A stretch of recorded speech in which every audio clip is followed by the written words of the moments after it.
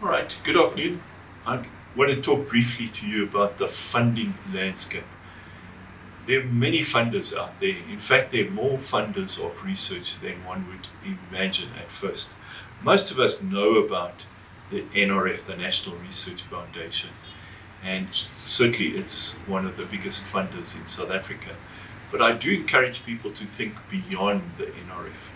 Not that the NRF is a bad funder in any means, but there are many other funding opportunities out there.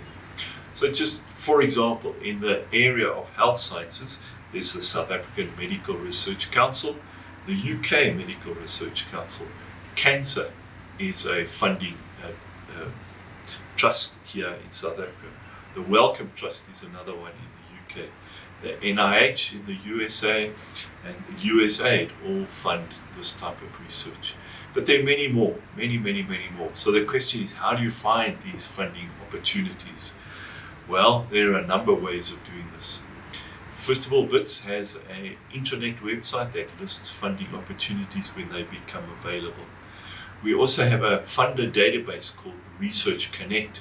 Very easy to use this funding database to search for specific types of funding. And you can locate it here in South Africa, so you don't get swamped by funding opportunities from, that we're not able to access. Another way of finding funding opportunities is to read the literature. So if you read a paper of somebody who's working in your field, often in the acknowledgement section, they will acknowledge their funder.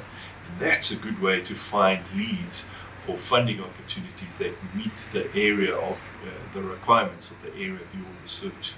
So look at those and you'll be surprised what opportunities you find that way.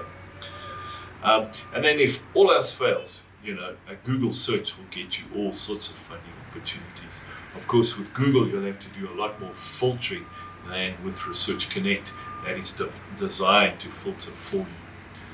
So I think we must understand that there are more funding opportunities out there than we might think at first. So the key question then is how to manage all of this. And so I really encourage you to develop a roster of when funding calls for applications become available. Now typically these things are planned on an annual basis. So if it opens in April 2023, it's likely to open again in April 2024, an annual process. So it's important for you to develop a roster of key funding agencies and the programs that you think you can benefit from, and write that down in your calendar so that every year when that period comes, you can go and check, is the call live? Yes, it is. What are the criteria? So you can go ahead and make an application. The worst thing you can do is have to rush your application because it took you by surprise. So try and develop a roster of potential funders, their call dates, their criteria, so that you can be well prepared and make the most of these opportunities. Because if you miss a call, as I said, it's often an annual system, and then you have to wait a whole year for the next call to come, which can really set your research and innovation back. So I hope those few thoughts help you to understand the funding landscape, and remember there are more opportunities out there than you might realize at first. Thank you.